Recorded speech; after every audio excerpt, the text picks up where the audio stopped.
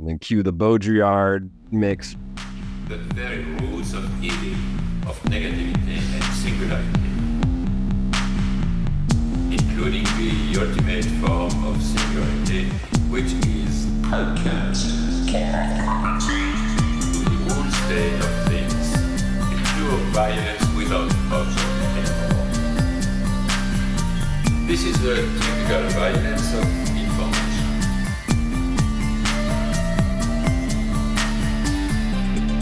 It's violent because what happens there is a murder of the real, the vanishing point of reality. Let's not have a misunderstanding here. Welcome to another exciting edition of the Machinic Unconscious Happy Hour with Cooper Cherry and Taylor Atkins. As always, sponsored by the People's Institute for Revolutionary Semiotics. Before we introduce our discussion today, we just want to mention we've got a Patreon account, patreon.com/MUHH.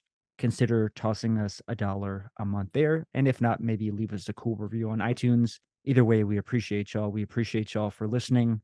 But today, Taylor and I are taking a foray into the deep Deleuzian lore with Raymond Ruyer's Neofinalism. A foray into Ruyer. Nice. That's right. And the foyer. Once more into the foyer. I got a physical copy. Sometimes we don't always have those. Been holding on to this one for a while. Really, I've only ever kind of poked into it, like looking at Deleuze's citations. I reread the conclusion of What is Philosophy, and it's like where they talk about the how the brain becomes subject with the three planes: philosophy, science, and art. And they go back to Ruyer's notion of absolute self-survey. I think Deleuze first discusses Ruyer in Bergsonism, although that might have been published. I'm trying to remember the date. Difference, repetition, Bergsonism is like when he first references Ruyer. Mm-hmm. So you can see from some of the earliest work to some of the last work, he's thinking about self-survey. He's thinking about Ruyer's. I guess we'll talk a little bit about Ruyer, right? I mean, like, Yeah, it might be good to give a little just a little background. background. I think he was born in 1902, dies in 87. One of the last things he wrote is like Raymond Ruyer by himself, par lui-même, which is a fairly short little like autobiography. And it's really about, it's not really an autobiography as much as he does have an autobiography. He talks about his like his family and stuff, but in this it's like an intellectual bio. It's kind of neat. I would love to translate it at some point and just like maybe just throw it up on a blog or something. Haven't done that in a while, but that'd be cool. Anyway, so like 1902, he goes into school. I don't think philosophy was his first choice, but it does. He becomes like one of the best students in his, they have all these different like tests and evaluations. He's like consistently ranking first in most of the stuff, not in everything, but in most of his little examinations. And he's got his first book, his thesis is the one that you made fun of, the Esquisse d'une philosophie de structure. You're making a joke about the D apostrophe Esquisse? UNE. Oh, Nah, Dune. Okay, I yeah, got you. Dune. So his first book is like on this sketch or outline of a philosophy of structure, which he'll kind of move away from later because structure, as we'll see in this book, it's kind of a secondary formation without the absolute form of self-survey. So it's later by the 40s, if not before that, in his second book. And well, okay, his second book technically is you have the secondary thesis, which is on Cournot, who I don't really know much about. So I'm not really going to talk about it, but I would love to look at it or look him up. But in any case, his second book is called is it Body and Consciousness, or is it Consciousness and Body? So taking up obviously like Cartesian themes, if you want to say that. Right, yeah. I mean, he But if does you, get into dualism a little bit in this text as well. He's got some neat yeah, little diagrams as well. and the dualism will be very much displaced from the mind body problem, right? Because he is anti-Cartesian. So even by his second full book, he's moved away from this attempt or this outline of a philosophy of structure. Structure is now no longer the key ingredient. After writing this book, though, you got World War II. He's an officer in the French army. He's captured and he's sent to this officer camp, which is interesting to think about. I would love to read kind of a history, a study of this, but he's at this officer camp and he's with some contemporary thinkers like Etienne Wolf, Alexis Moyes, these biologists. And in the officer camp, I guess he's there till the end of the war. They set up a little university. So this is way different than we might think of a typical prisoner of war shit. It is interesting too that during this time, Sartre's writing like Being and Nothingness. Well, Ruyer is learning. He's literally like taking courses. I think he took like 18 months of this course by Moyes and Wolf on embryology. And so it's really at this not this concentration camp, that's not the right word, at this officer camp, this prisoner of war officer camp, where he's learning about embryology. And it's that kind of hardcore study of this emerging science that I think influences his philosophy irrevocably. I think that's what guides him the rest of the way and is the guiding thread for the development of the rest of his philosophy, notwithstanding some of his, like, maybe his Gnostic, his unconventional. I mean, in a certain way, his Gnosticism is kind of neo-Gnosticism.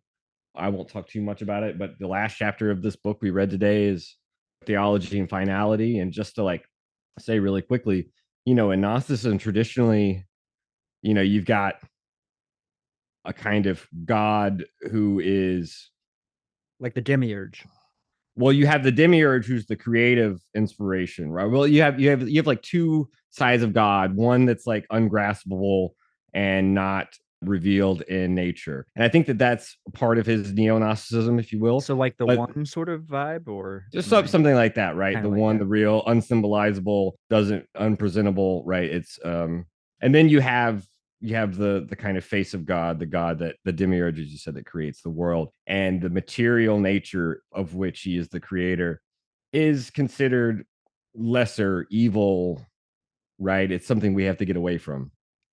And I think that moral tinge of the material world as kind of a fallen world is ontologically absent from Rouillet.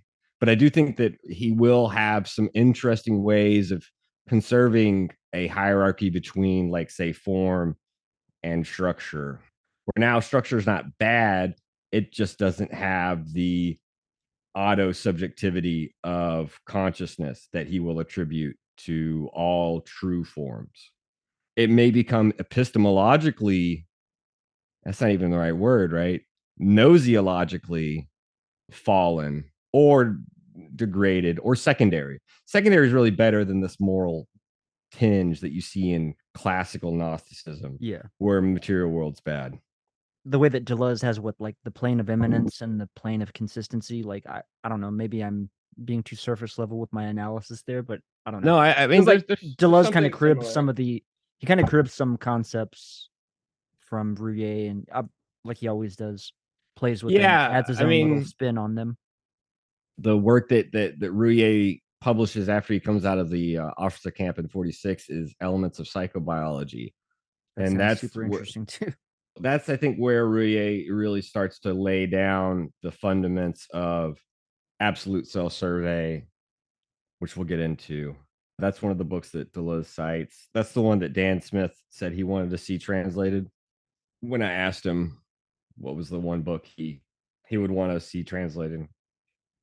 We've talked a little bit about it too, but one of the cool things about Rouillet, he was offered a position at the Sorbonne where he would have, I think it would have gotten him renown Yeah. and would have obviously gotten him more exposure. But he always stayed kind of outside Paris. I can't really blame him. I mean, some people just aren't. I don't really dig the urban scene, so I get it. and he always taught at this little, outside in this province, Nancy.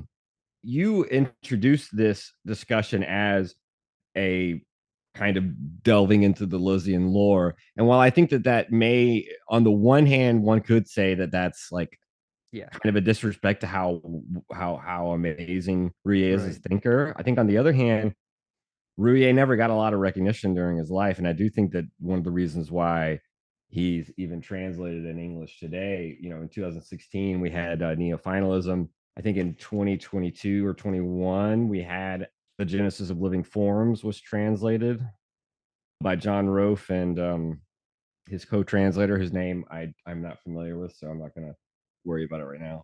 His book on cybernetics is being published in Ooh, December in interesting. English. Nice. So this, renaissance of Brier studies also occurred in the aughts and in the teens when Puff republished some of his work. You started seeing contemporary French philosophers write on him again. But I do think that Deleuze kept his name at least somewhat more visible than I think it may have been. But one of the most famous things that Ruyer did, interestingly, was his book, The Gnosis of Princeton, which I think would be cool to see published at some point. But in any case, I think we've talked about this a few We times. have, I'll yeah. just be quick, where he's writing from the perspective of a fictional group, a fictionalized group that he made up of American scientists working at Princeton that would be a kind of cosmological, theological worldview unified by science, biology, astronomy, physics, quantum physics. And I think that the thing is, Ruyer was able to craft his not only his like philosophy of values. He's got a book called Philosophy of Values. So he's able to like craft his philosophy of values, his understanding of absolute survey and embryogenesis and absolute form, yada yada yada. He's able to present to a French audience who is hungry for always it's like whatever is exotic at the time is interesting. So obviously American thinkers would be like cutting edge or something, just like we might think of French, German, and continental schools, right? There's something interesting about it. So that you have this audience who's hungry for American science or Anglo science, and so he's able to couch his philosophy, his understanding of values and finality, blah blah blah, and obviously these theological Gnostic views, and he's able to couch them and give them voice and body from this American, this like, it's kind of like Bourbachian mathematics, right? The sort of the group of or Tikkun or something like that, right? There's something kind of interesting about this nameless group of American scientists coming together to like give body to these ideas. It was this best-selling book, right? It was a bestseller. It was really well received, and wasn't really revealed till later that this was a hoax. And I don't think there was anything malicious behind Ruyer. Maybe a little mischievous, maybe also a little self-aware, where there is something interesting about putting the ideas first and thinking, well, I don't have the personal capital behind my name or my renown. I got to put the ideas first, and to get a wider audience, I need to create this fiction, this myth. And so that's really interesting to me, right? This hoax, and it And has paid a off. Nietzschean tinge to it. I think so. The powers of the false, right? There's something similar to just in the history of literature of just using pseudonyms. It's something like writing under a pseudonym, but aggrandized, but in Yeah. even a grander To sphere. the N+1. Right, because instead of a pseudonym, you are kind of crafting this mythical super team of I mean, very interesting too, given thinkers. his kind of ideas of surrounding multiplicity and kind of this kind of dialogue between bottom up and top down hierarchy, or I guess a method of analyzing from those different perspectives. I really enjoy this kind of speculative metaphysics and speculative ontology, kind of in the same, let's say, for lack of a better word, genre than the Michel Serre that we discussed in our last Yeah, I episode, agree with to some this. degree. I mean, to a certain extent, Ruyer doesn't have the literary flair True. that Serre has. And that's not to disparage him. That's just a different mode Right. of writing. Whatever Serre is trying to do, it can't be contained in a genre. It's almost like acid jazz or some shit, right? But there is something, I think, that Rouillet has a sustained kind of point of view. And even though he gives us the idea pretty early on, at least it's fully fleshed out, I think, by chapter 9, which is one of the most famous ones. That's the one with some of the diagrams of the of like the painter painting the painting with him painting the painting ad infinitum, right? And it's got the checkerboard and these other things that we'll get into where he actually really fleshes out absolute survey. That's even earlier than midway in the book, but he really tries to mobilize a lot of evidence, specifically from embryology, right? Right. Yeah. A lot of that was very, very cool. To be able to put forward this idea. I get what you're saying there. And yeah, and as I said, you know, what's interesting about this will be the last time I bring up what is philosophy. What's interesting about what is philosophy and its way of characterizing the brain as the junction of the three disciplines of art, philosophy, Interesting. science. Okay, gotcha. It's not a conjunction because a conjunction would be a kind of a unitary field, a way in which there would be the con of a conjunction would imply a kind of superadded domain, something that's conjoining from above. It's merely the junction, which sounds strange, right? Because we think of a junction almost in terms of like traffic or some shit. I think of a junction box, which would be Right, sort of like a fuse box, right? right. So when they talk about not philosophy, when they talk about the brain as the junction of the three disciplines, and it's really important to understand the junction as sort of not presupposing unity, because Right. each discipline has its own singularity, and they're each heterogeneous, and neither of them can do what the others can do, but together with their powers combined, you know, Captain Brain. I think that when they call the brain the junction, they are thinking of absolute self-survey. There's not this supernumerary dimension to the disciplines that would connect them. Does that make sense? Yeah, totally. Because I think if I may be jumping ahead, but I think there's No, something I already jumped interesting. ahead, so let's keep jumping. I was just wanted to say that I think there's something a relationship maybe as far as like the notion of the partial objects, the sort of logic or the of it is very similar in this way. Like they're not complete, they're not complete, they're not yeah, I forget what the word is that I'm struggling to find the word. Well, they're not. I mean, as you said, they're not They're complete not objects. determined, yeah, they're not, like, So overdetermined or something like they're not from some lost whole, right? That's where the body without organs as not Yes, unifying right, the parts or the part objects, the partial objects is important. And I think that that's the same thing where the brain isn't what is unifying the disciplines, right, right? This is why the brain becomes subject. It's, I mean, like he says, what they say becomes with philosophy, it becomes superject. With art, it becomes inject. With science, it becomes eject. It's this mm, all like this again. It's almost pseudo Heideggerian language, different ways of like throwing the brain because you could add that to. Anyway, I said I wasn't going to talk more about what is philosophy, but I do think that that's why they turn to Rouillet in the conclusion to make this point, because they say it is the junction, not the unity of the three disciplines. If it were the unity of the three disciplines, it would be this transcendent image again. It would be this image of something outside of them that unifies them. And I think they are trying to think the brain in the way in which they're thinking immanence, which is immanent to nothing else. They're trying to think the brain is plane of immanence. And so that's why they have to turn to this notion of absolute self-survey. We might as well talk about this in order to get to some of these other terms that I've already brought up, form, structure, and these things like this. I mean, he leads up to it. In fact, he leads up to it with, this is chapter 9 in the book, which I think is like, if anyone is interested, anyone's listening, I would almost say you could jump to chapter 9 and just read chapter 9, and you would probably get a lot out of it.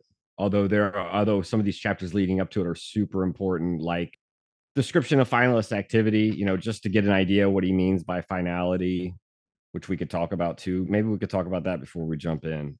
What is neofinalism, right? Right. Yeah, that's a good idea. This is what we were starting to talk about yesterday when my audio was fucked up. I had even speculated that, I was kind of asking, what is this?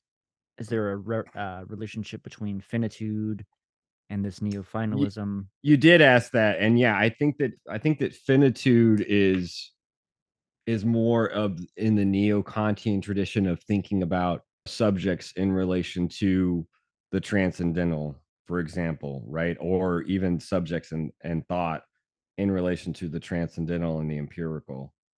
That must be like a subtle distinction for the Well, novice like myself. That seems like a just that subtle distinction, but maybe in I'm wrong. in in the sense in which in finitude there is, I think this is why there is this notion of what we want to call, like in phenomenology especially, there's this notion of givenness. There's a sense in which finitude is,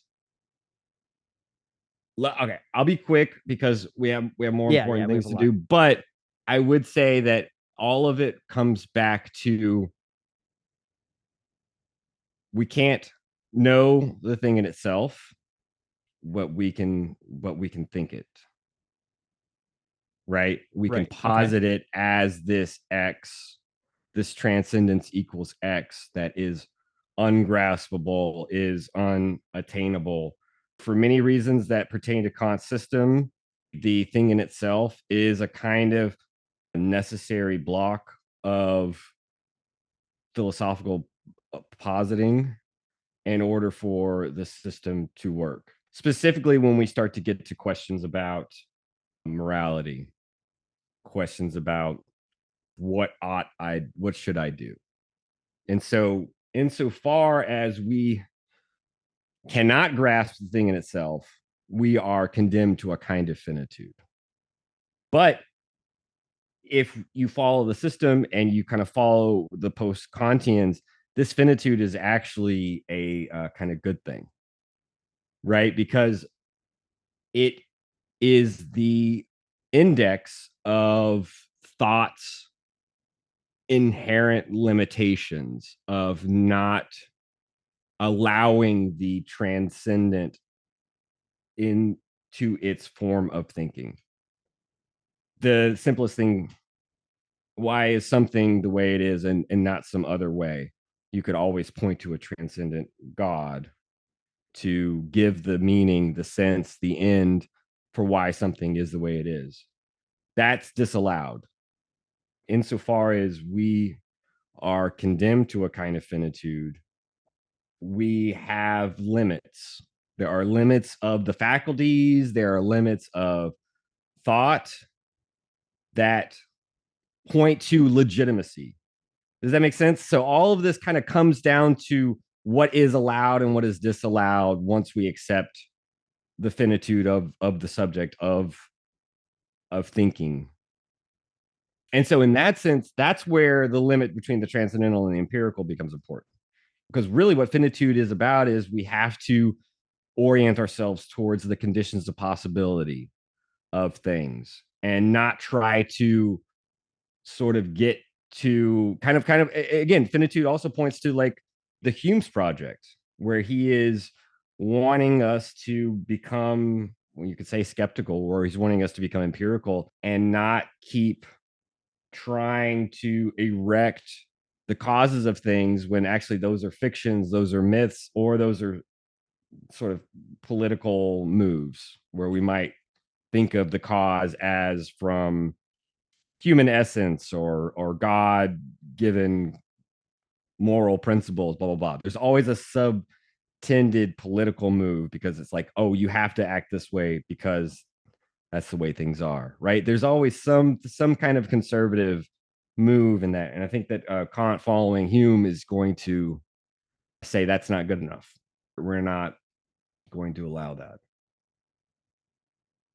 Hopefully, that makes some sense. Yeah. No, that definitely helps clarify for sure. In Ruyer's sense, finality, then an end to something, finality, the end towards which something is in relation. I think this is where finalism gets its notion, because it's looking at the sense or end of things, right? And so for like Ruyer, he will, for example, qualify work. It's our way of, I mean, like, you could even look at Heidegger. Heidegger has a kind of finalism if you want to talk about it. Obviously, it's a phenomenology, and so it wouldn't be called this, but the way we orient ourselves in the world, the way we accord ourselves with the equipment of the world, the way we sort of go about our everyday lives and make use of tools, we're always sort of directed towards a goal, and our work and activity is never purely arbitrary.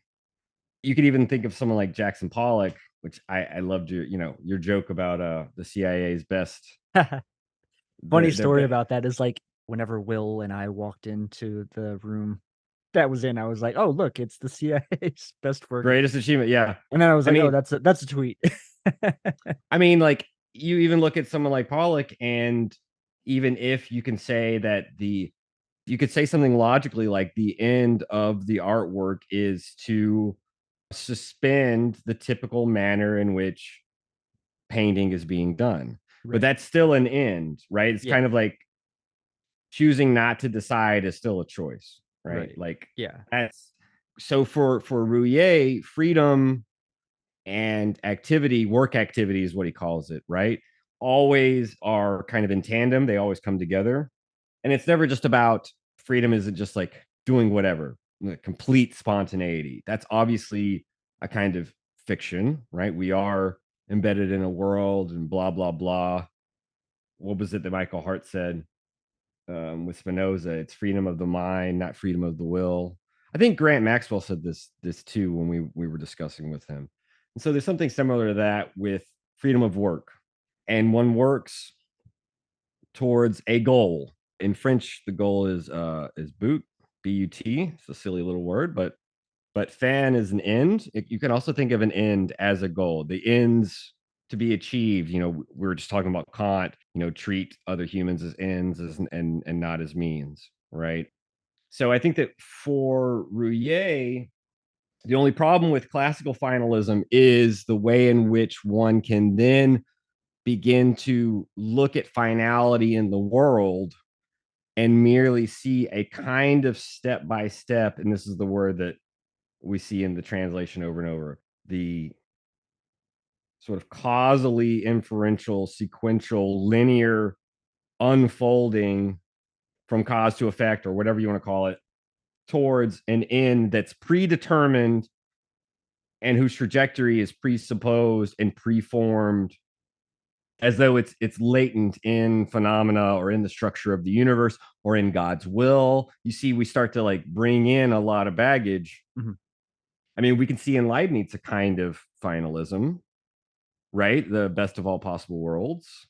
We Right. can see all the way back in Aristotle when he's talking about biology. He wants to talk about things, and this is where we get terms like telos and teleology. He wants to talk about organisms, for example, in terms of entelechy. I'm not sure if you've heard this term, but it is I have not.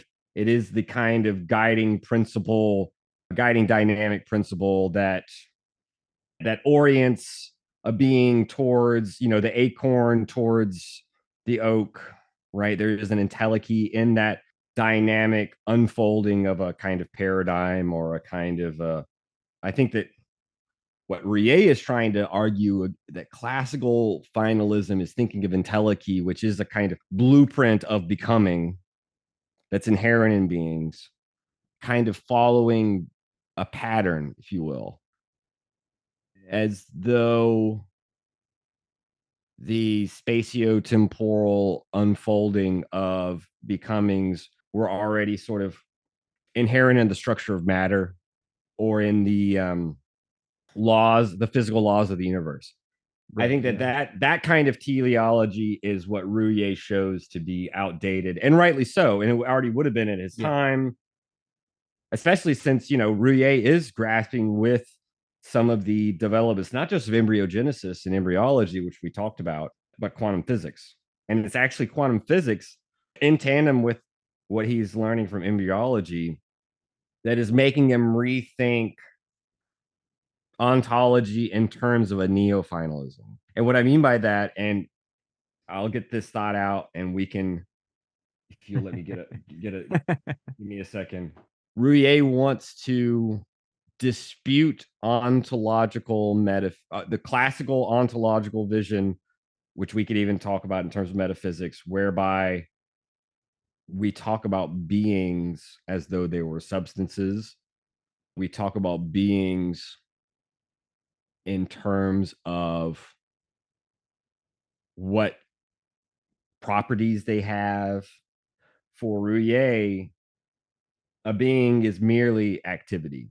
Being is what it does. So I think, for example, we talked about what, Epicurus, and I don't think Sarah would dispute this, in fact. But if we talk about like the Epicurean, Lucretian view of atoms and the swerve, I think that to a certain extent, one could say atoms are the activity of falling, of swerving, of vortically colliding. They are their activity. I think that for Ruyer, this is where it becomes super interesting. He'll look at, for example, he'll use this phrase from quantum physics called the quantum of action. And to a certain extent, he will derive from this notion of the quantum of action the very fact that atoms are what they are because of what they do and not because of some ingrained ontological principle. Which is another kind of little thing that Deleuze and Guattari riff on, so to speak. They kind of bend the note, you know what I mean? I do think so. I think that I think that with design machines, we see a principle like this, right? Or representation generally. And their critique of representation generally, right? Because it's not about what a book says. It's about what a book does. It's not about what the unconscious is, not something to be interpreted as though it were merely hiding somewhere in the recesses of the mind. This is where empiricism comes in. I think this is exactly right. That this is why Deleuze remains faithful to Ruyer. In fact, I was looking for this. Lacan talks about Ruyer a few times in his seminars. One of them is in, I think, seminar 1, or maybe seminar 2, where he's talking about camouflage, and he's like, go read Ruyer's Neofinalism. You'll see that how camouflage works. In fact, we see early on in Ruyer is using the notion of camouflage, right, to start to open up these ideas. But then I think in seminar 3, Ruyer had just published his book on cybernetics, and Lacan, just out of left field's like, I think it's because in the psychoses, seminar, he is talking a little bit about cybernetics and counting, and he's like, and Lacan's just like, I love everything Ruyer does, but not his book on cybernetics. And that's all we get. We just get like this little passing. But I do think that Deleuze remains faithful to Ruyer for these reasons. You're right. This commitment to empiricism. And so I think that even Freud, if you pushed him, would agree with this, that the unconscious is only what it does. It is its effects, right? And that's how else does one see its effects? And I think that the problem with the analyst is trying to, and even Freud later with these universal models and such. Now we're trying to pre-cut and pre-fit and pre-filter the unconscious through different Oedipus or whatever, through different complexes, right? Through different stereotyped questions about or pre-cut sexuality as though it were something that were one size fit all, or something that wasn't already a kind of heterogeneous activity. And so we grid out these interpretive schemas through which to block out, not in that sense, through which we try to take these snapshots of the unconscious or something. And I think that's why Ruyer later. I mean, it seems like it's part of this universalist kind of commitment that a lot of thought has had historically from the jump, I think, maybe. Yeah. Generally speaking, in philosophy from its inception, there's some type of prejudice towards the universal. To me, it's missed because, okay, let's say you look at, we could even narrow it down to human beings. If you look at the evolution of human beings, there's only consistency for us because our time horizons are so limited. From the perspective of the earth, there is no stable thing of what a human is, right? There's no essence, like it's constantly changing, and we only, due to our, like I said, yeah, our sort of limited time horizon and perspective, can't see the changes that are occurring, even changes that are within society, right? That like we can sort of, there's not necessarily something that makes them illegible to us in themselves, but that kind of obscures change. It's almost to go to the Hegelian thing. It's like the thing has to have changed for us to recognize it. We can't see change in process or something like that. Well, the owl of Minerva, departs at dusk. So you're right. There has to be it's always a kind of retroactive schematization. And I do think that that's why a concept like deterritorialization, as difficult as it may be to say, and not so fun to say too often, is more important for understanding beings, particularly human beings, rather than some sort of essence that would mirror a typical society. Because what we're looking at is, with deterritorialization, we are already looking at an activity embedded in a milieu and a transfer across milieus. So we're already looking at a dynamic way of viewing things. It's very Right, similar right.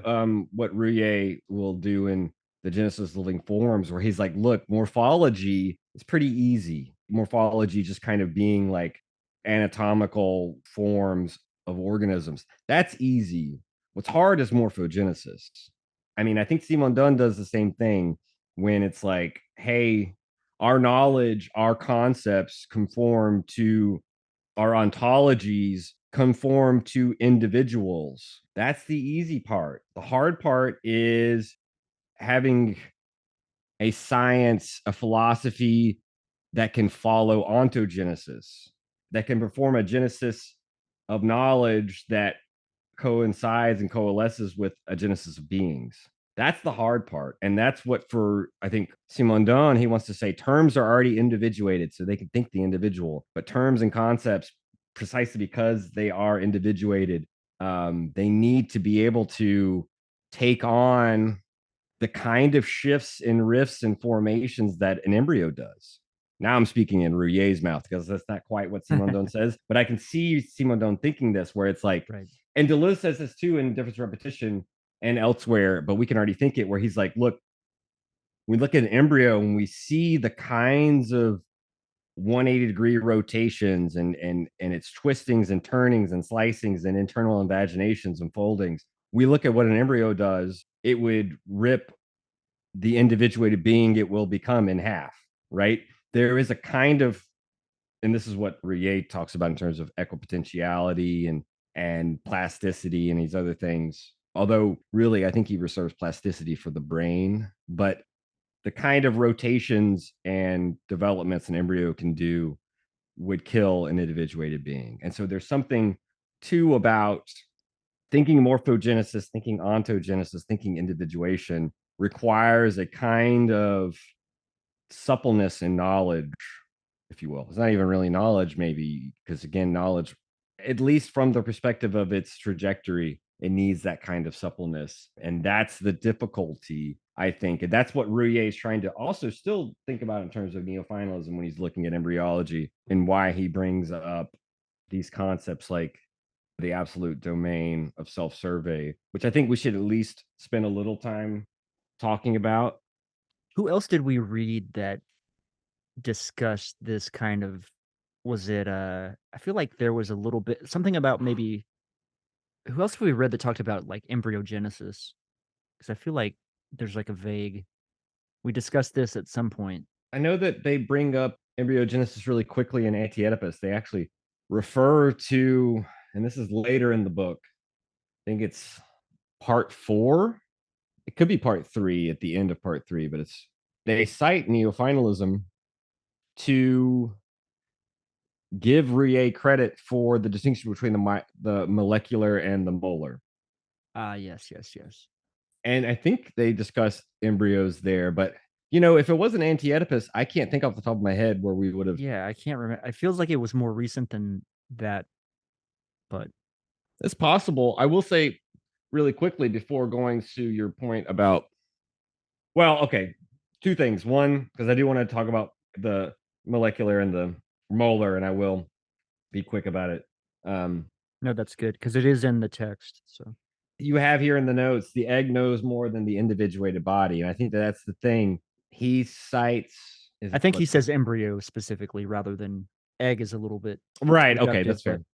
In them, I was just kind of gesturing towards like the body without organs connection well, for the egg. in the introduction to Genesis Living Forms, he ends the intro with this curious little line where he says, nature has no hands with which to make hands. This is like a line attributed to Plotinus or something like this. And I think that that's very important, that he wants to say that the embryo has a knowledge of which our science still yet hasn't gotten to, Right. which is Yeah. the very fact that the embryo knows how to make a brain.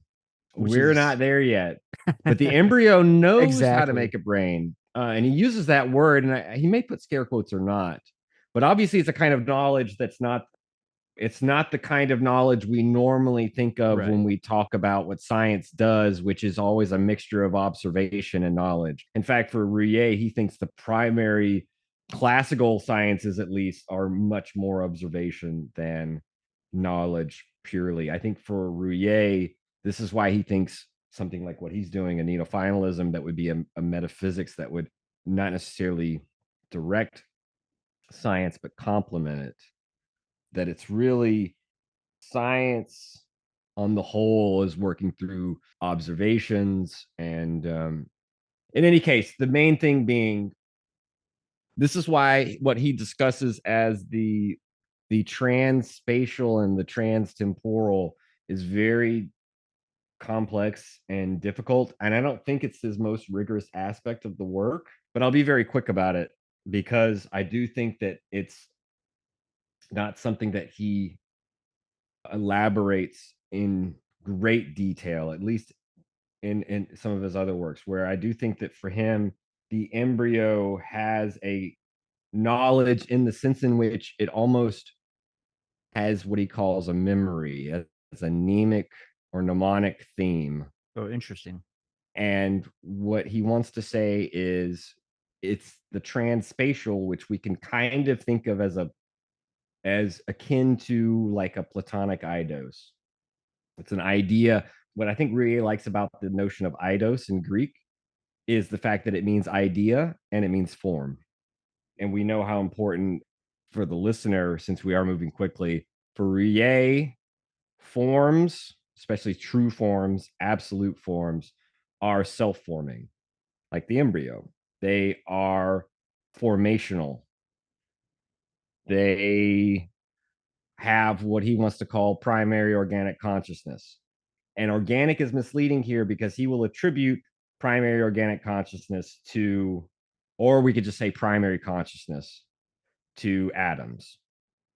And this goes back to atoms not being what they are because they are what they are, but being what they are because of what they do, because they do what they do. He will want to distinguish forms, which always come with domains of self-survey, because there's no other way that the embryo without a brain can know and remember. Again, this gets really tricky. Can know and remember, and I say remember in a very loose sense, in which it plays almost a refrain. It plays this rhythm, this melody of a theme, a variation on a theme that it knows how to elaborate hands, feet, brains, nervous system, right? That's really He wants to interesting, like, just to bounce off of, Bergson, for example, I think. the whole Ruyer Bergson convergence and divergence is fascinating. It's I didn't wanna honestly derail you, but I just thought that was kind it's of like honestly a lot. And I think that one of the key issues that Ruyer would have with Bergson is the way in which Bergson wants to situate himself between idealism and realism with matter and memory. And so for Bergson, we have a universe of images. The brain would be just one other image among other images. The only way that it's privileged is the fact that it's a kind of central resonator of images. interesting. And I think for Rouillet, he wants to drop this ontological principle of images, while also, and this is why I think he wants to say that really it's not images among images. It's on the one hand forms as activities, as auto-subjective self-surveys of activity, which are always in connection between, for Rouillet, it's always an activity is always oriented towards a goal, towards an end, a finality, a ideal is what he calls it. But then there are also structures. And I think that for Rouillet, on the whole, science, physical science, looks at structures. So, for example, he will say that the atoms, each atom composing a cloud, for example, has its own principle, auto-subjectivity, its self-survey. It's not a subject in the classical sense of idealism, Mhm. as though it had a mind.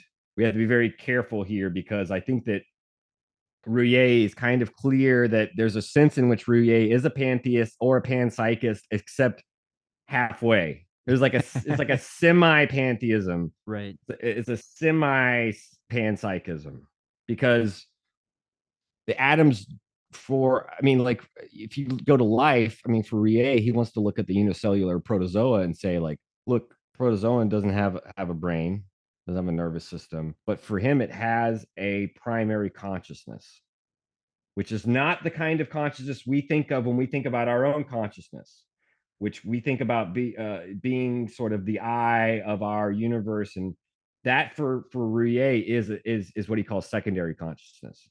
There is a primary organic consciousness inherent to beings that are true forms, whereby they are occupying what he calls a domain of self-survey. And the reason why this is so fucking important is because embryos couldn't do what they do without this domain of self-survey. Acephalic organisms wouldn't be able to carry out their schemas in a world without this primary consciousness, without this vision without an eye or some shit, right? He usually uses vision as the model for this, and so I'll stick with that, but it's not wholly related to vision, not in the sense in which we think of the sensations and excitations in our vision and secondary consciousness, because it doesn't require eyes to see in primary consciousness. This is the wild thing. This is where I think Rui is a little wild. And I think that it is again, and I know we won't be able to like go through all of this. This is why I really do think the listener would love to read chapter 9 on absolute surfaces and absolute domains of survey. I think it's fascinating. But one of the things is what we normally think of the fact that, for example, like he'll say a photograph, for example, in order to photograph something, we have to be in an extra dimension. So being in a three-dimensional space, we take, A you know, re- two-dimensional we're able to Image. have a photograph. It's a two-dimensional image. It may kind of simulate depth of field and these other things. But what he wants to say is primary consciousness is not like a photographic apparatus. If it were, there would need to be a mind behind my mind or an eye behind my eye to see what I see when I am in my field of vision. He wants to kind of even extrapolate from this that the body in the mind body problem is a kind of false problem because for him, bodies are epiphenomenon. I know it's fucking crazy. He wants to kind of say it's an illusion in the fact that we see a human being outside the field and we imagine ourselves to be in that same thing where we are that body. Now this becomes, I think that this is something that would be fascinating to really like go into because there is a whole trend of studies about embodiment. And I don't necessarily think when Ruyer calls the body an epiphenomenon, he is diminishing the fact that we, in our absolute domain of self-survey, are embodied. I don't think he's dismissing embodiment. I think he's dismissing the substance body in mind body in the Cartesian dualism, if that makes sense. And if that makes sense, then I think he actually accords with a lot of studies on embodiment, although that would be a whole nother thing. But the thing that's fascinating to me is like one can imagine, and this is a great, I think it's on page, I was talking about this earlier. This is on page 93, where he shows a painter who's painted a landscape and he's got the road and everything. He's painted everything in his field of vision, but the one thing he hasn't painted is himself. So he paints himself, but then realizes that he needs to be painting himself. And so you have a kind of infinite regress. And this is part of the reason why the absolute domain of self-survey is so important, because if we were to imagine that we needed an external dimension perpendicular to our field of vision, to our field of what Samuel Alexander calls self-enjoyment, and this is the term he gets from Samuel Alexander, sort of obscure Australian philosopher, but it's important. Self-enjoyment is sort of an immediate, we could just say immediate lived experience without objectification. So it's non-dimensional. I think this is the important thing, right? The domain of self-survey takes place without distance. So in my field of vision, yes, I can measure to the wall 10 meters or whatever, but in my self-enjoyment of my sort of, it's only in my secondary consciousness that that the wall is distant from me. It's in my primary consciousness that all of which I experience is sort of non-dimensional and non-localizable and immediately, as I said, self-enjoyed without a kind of mediator. This is the hard thing to take into place. If we were to think about a relative domain, that's secondary consciousness. We're thinking in three dimensions, but in order to account for what I see and to represent it, and this is what you were good to bring out, because this is a critique of representation, right? It's in the artist trying to represent himself in the field, in the absolute field, that we need an eye behind the eye to see what the eye sees. And then we need another eye behind that eye. And that's infinite regress. So I think that what Ruyer wants to talk about is not just the unicellular organism and not just the human being, but all the way down to like, you know, subatomic particles, atoms, whatever. They enjoy a kind of, or they are in their activity a kind of self-enjoyment of an absolute domain of self-survey. Without this, we have to actually add on a lot of things to make it accord with a kind of classical physics where we have to imagine these substances that atoms are rather than the activity of what they do. And so we have to like add in what I think is what we have to do is reverse neofinalism. We have to reverse finality and try to project, instead of toward the end of which things act, we have to presuppose reasons for why they act. And I think that it's to avoid that presupposing, putting everything in the origin or something like this, that we also have to posit this self-enjoyment of the absolute domain of self-survey as activity, as a kind of work activity is what he wants to call it. Work activity implying an ideal or a set of values to be oriented by. And that's why at the very beginning of the book, he keeps using the word sense, because in French, I think I've told you, the sense means obviously sense or meaning, but also means direction. It's a vector. So I think we have to distinguish between atoms in their absolute domain of self-survey, which are what they do, versus what he wants to call aggregates. So he, like the atoms in a cloud or the humans in a crowd, are all absolute domains of self-survey. But when we look at a crowd, we can see kind of statistical phenomena in the way that crowds move, or the way that clouds move, and the way that mountains are not forms in the sense of absolute true forms in the sense in which he talks about it, but aggregates of atoms and molecules, etc.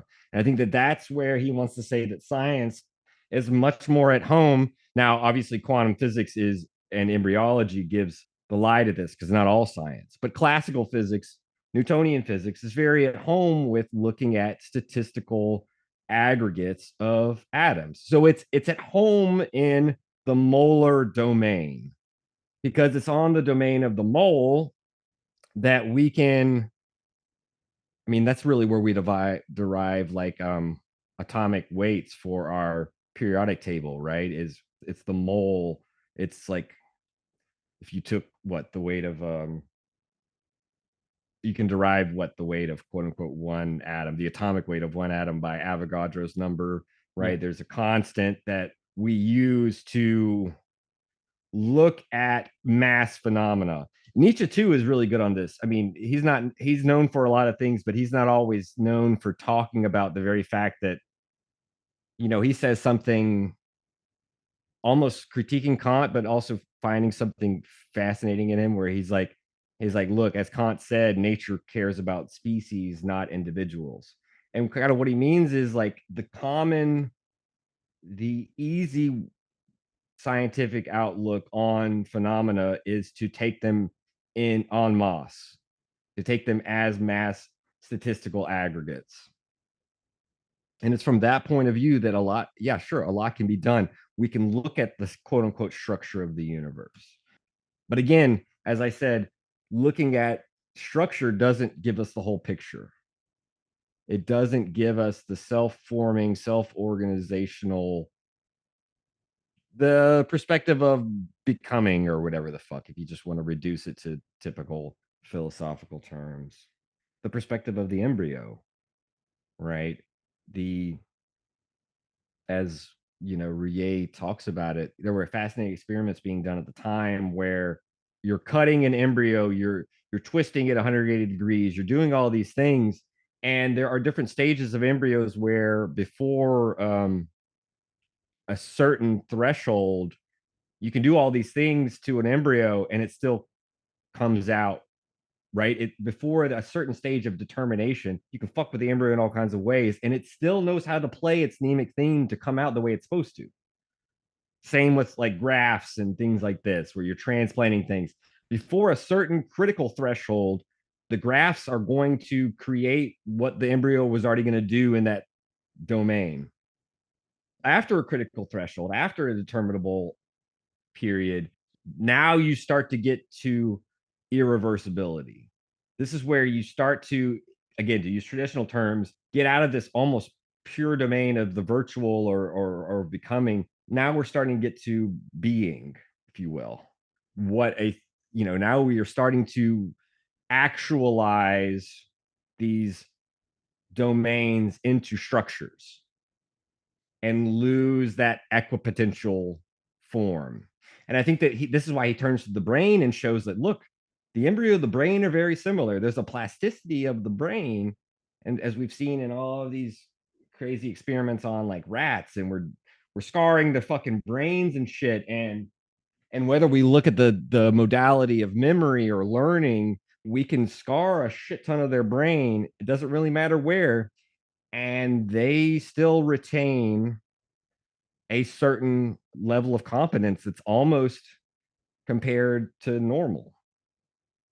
And so he wants to see in the brain the kind of equipotentiality that he sees in the embryo. You know, it's got, again, this is what we might call plasticity today. And I think that for him, that plasticity of the brain is actually inherent in the work activities of true absolute forms, even beings without a brain, even beings that aren't considered organic. There is a kind of equipotentiality in their domain for work activity, for neo-finalist activity, for carrying out what they do. And it's in their self-forming activity that their essence lies, not in some sort of abstract substance. I mean, that's kind of Like, Marx, right? Even, I think so. I mean, the activity, right? That aspect. Metaphysically, it resonates with Marx. It's investigating a different domain of phenomena, but I don't think that it's I think it's definitely in line with what Marx is talking about. Now, this stuff about primary consciousness, like the atom having consciousness, I think would throw some people for a loop. That's going to be the hard thing to swallow, and where the panpsychism, he says something so beautiful where he's like, look, panpsychism does itself a great disservice by like overstepping its boundaries. And I think the main thing, and I won't even try to find it, but the main thing he's trying to say is like, I think Ruyer is trying to say, like, look, panpsychism is right, except that it confuses or it conflates secondary consciousness, especially the secondary consciousness of humans who have brains, and in our habits, in our everyday way of being, our being in the world, as Heidegger might say, we're always sort of informed by our secondary consciousness, by our sensations, by our, reaction to stimuli. There is something where Rie like talks about how instincts, in the ethological sense, instincts and drives, pulsions in French, that they have a way of, I think Rie doesn't really speak this way, so I'm going to be trying to recapitulate what he says, but they have a manner of straddling the secondary and primary consciousness. It's not necessarily that they inform us about primary consciousness, right? As though the drives were sending us messages about primary consciousness, but it's that they allow a kind of, maybe not overlap is even the right thing. Again, that's such a spatially loaded thing, but they allow for a kind of relay between our secondary consciousness and our primary consciousness. So I think that what Ruyer is trying to say about panpsychism is right, but it does itself a disservice in its conflation. It's as though there were little minds inhabiting true forms, and I think that that's wrong, because the embryo doesn't need a mind to make minds. It doesn't need a brain to make brains, right? This is why Ruyer talks about it in terms of memory. And I think that even if Ruyer is writing this before the discovery of DNA, he is familiar with the biology of chromosomes and a kind of code in gene sequences. And this is why he calls it mnemic themes, as though it's a melody and a rhythm to be played. I think he's wary of trying to locate a code wherein those themes would be hard written. The reason being is that, again, reduces something dynamic and equipotential and absolute to structure. It would be a structure of beings or of genetics rather than something self-forming. That's the real opposition, is a kind of passivity of formation in structure versus a self-organizing, self-forming, constantly in formation and in activity of what he thinks of as true forms, and what Deleuze and Guattari think of as the brain, right? Whether it be a superject, inject, or eject of art, science, and philosophy, this junction without unity, this absolute self-survey, that activity is important. I think that's where I believe Ruyer is a kind of panpsychist, but secondarizes the brain and secondarizes the mind, because the mind is just kind of anthropomorphic crystallization. It's a kind of hierarchical imposition, whereas mind, or I think better in French, l'esprit, spirit, is everywhere. That's Ruyer's point. Spirit is everywhere without being spirits, or mind is everywhere without being minds. Mind is like this formational activity of self-enjoyment, not modeled on human minds or the mind of God. That's the hard part. We have to kind of, and really, honestly, a part of this is just the prejudices of language. We have to like use these terms that are already anthropomorphically like charged and de-anthropomorphize them as we use them. And so it is very I think that's part of why he sounds like a fucking kook. Can you maybe unpack self-survey a little bit? Right. Yeah. I mean, I'll try to speak again where it's,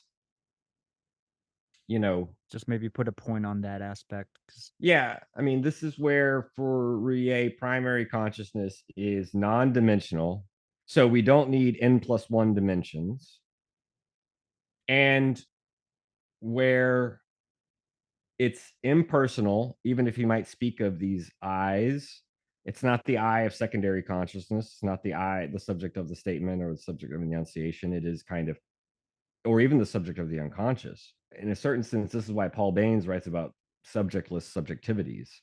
There is this kind of like non-dimensional, self-enjoying, non-substantial subjectivity without subject, like an operator.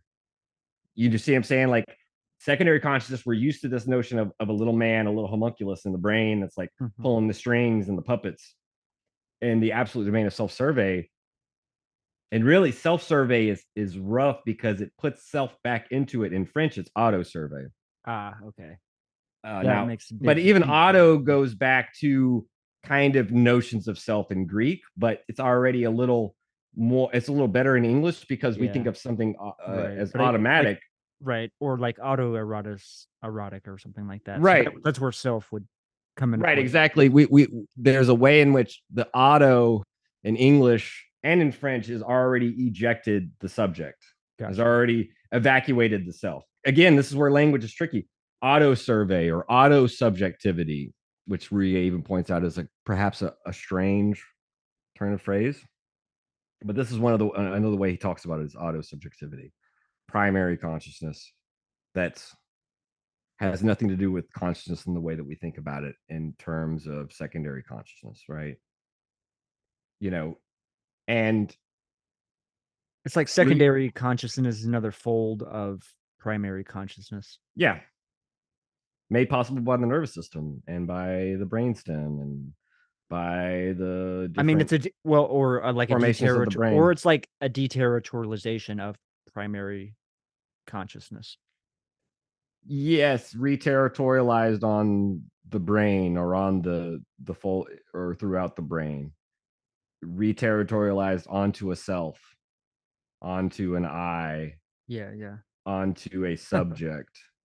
That's the way I would definitely agree with you. If we remember, I agree with your movement of deterritorialization. If we remember that it's re-territorializing onto something that becomes like a global person, right? To speak in anti-oedipus terms, Sure. right? Yeah. Yeah. That becomes someone with a name, a personality, right?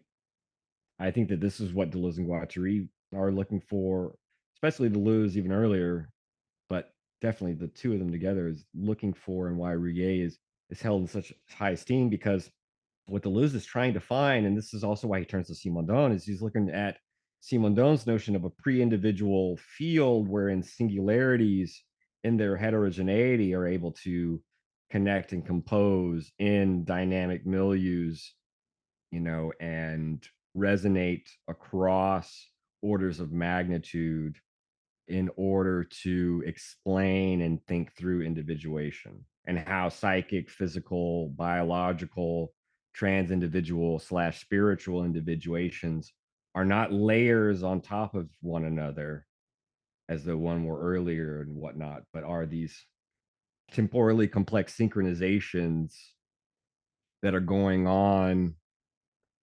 And this is what Rouillet talks about as the fibrous structure of the universe. We could talk about the fibrous structure of the individual, where it's not like the physical individuation comes first, and then the biological, and then the psychical, and then the trans individual, as though there were a hierarchy. That's what Deleuze and Guattari and Simondon, and I think Rouillet I mean, too, that's where the partial objects, right? the Like partial they're not objects. overdetermined. Yeah, exactly. And just the body without organs, as we said, right? Body without organs isn't opposed to the organs, it's opposed to organization. Right. And they're Uh, sort of alongside one another. They're not in.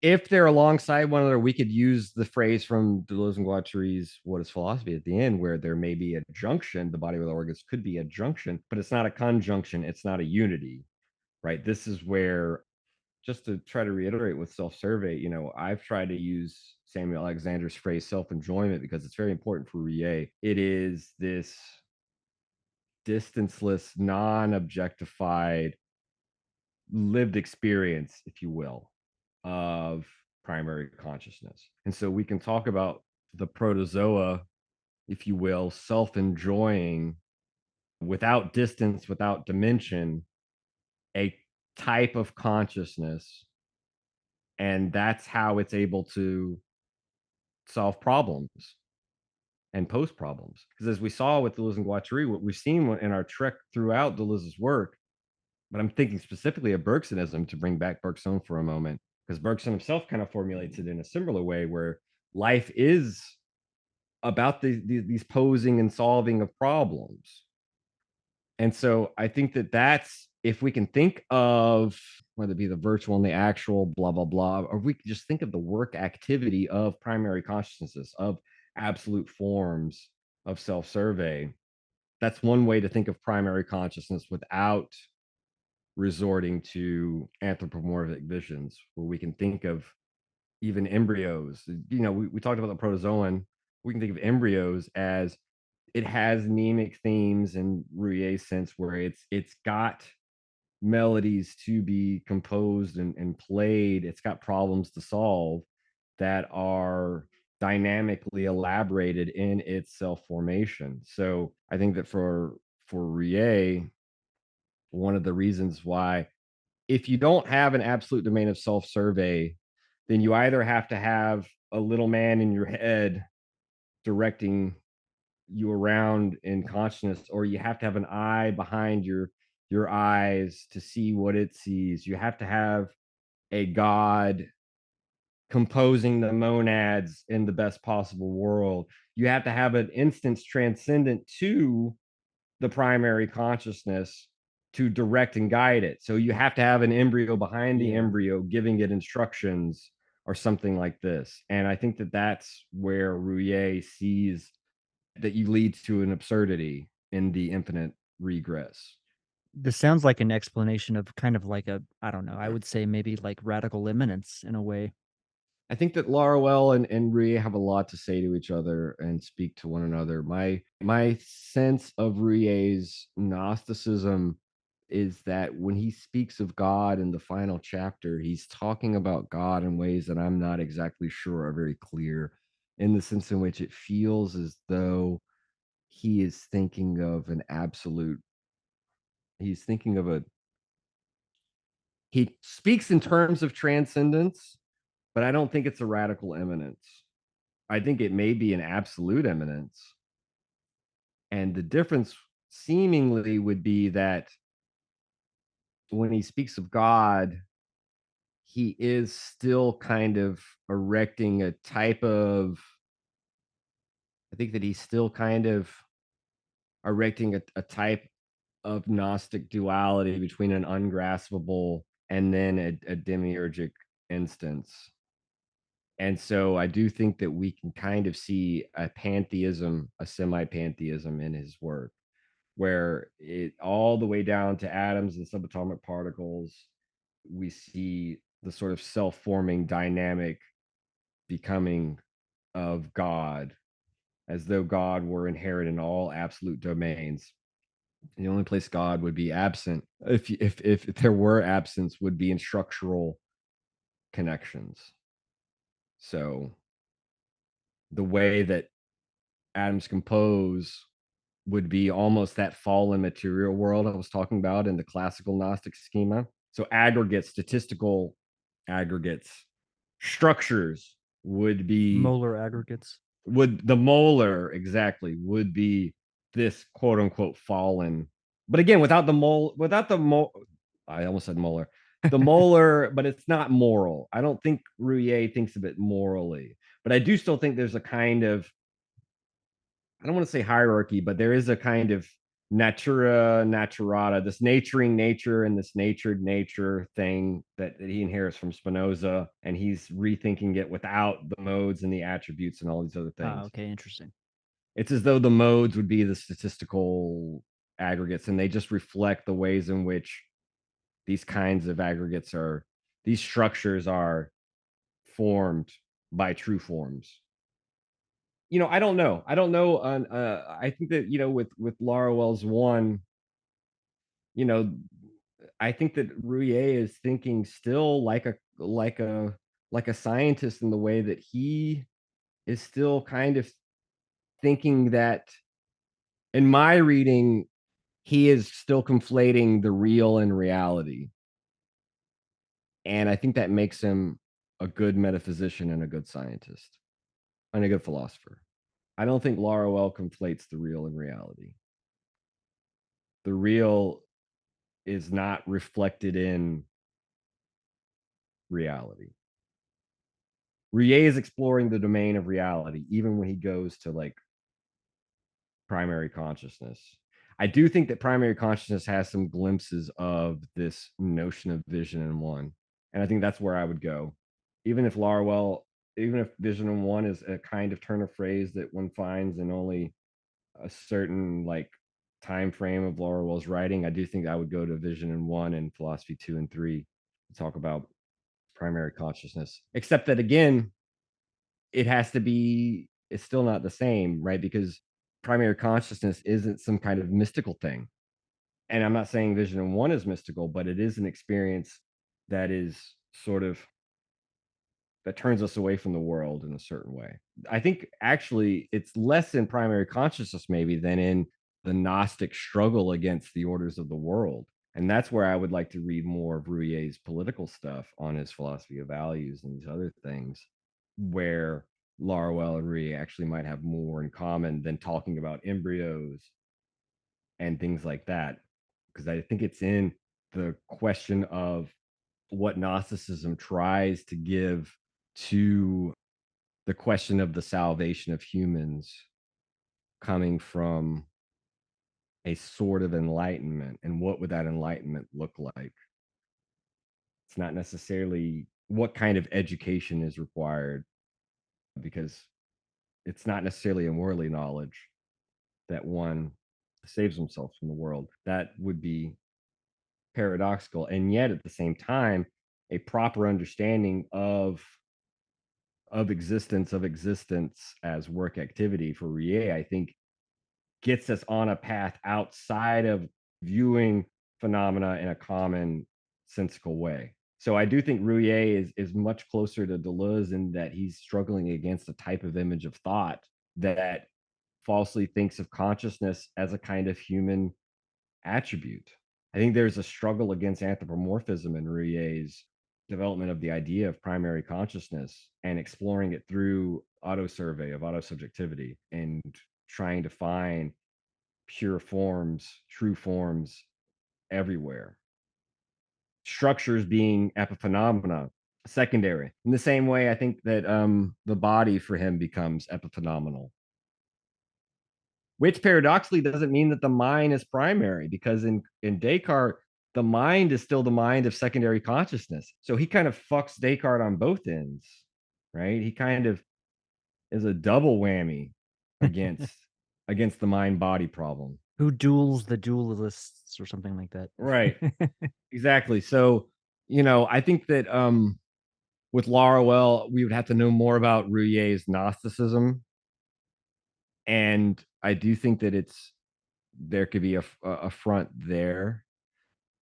It's in Deleuze that I think that we're going to get more out of Ruyer's understanding of a kind of virtual, actual Right. Yeah. Totally. framing of the world, molar, molecular. These kinds of things are fundamental to Deleuze, and that even if they're not exactly one-to-one in Ruyer, they play similar functions, right? I think that that's where, the struggle against opinion, whether it be the opinion of an anthropocentric universe or the opinion of science seeing statistical aggregates as primary, that kind of thing I see as there's a noology, if you will, which is a modeling or critique of images of thought in Ruyer. And that's why I think he's important to look at. Is that a nice little place to? I'm not saying there's not more we could talk about. I just Oh, for thought that sure. was Oh, there's like a million things. That'll wrap up this week's edition of the Machinic Unconscious Happy Hour with Cooper Chair and Taylor Atkins. We'll see y'all next week. The very roots of evil, of negativity and singularity, including the ultimate form of singularity, which is the whole state of things, the pure violence without object anymore. This is the typical violence of information.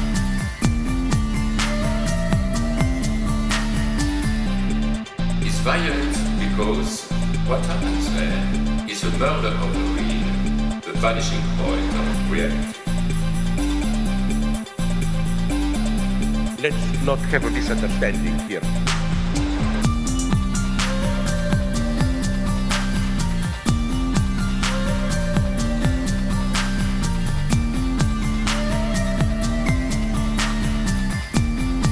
What I meant is the following.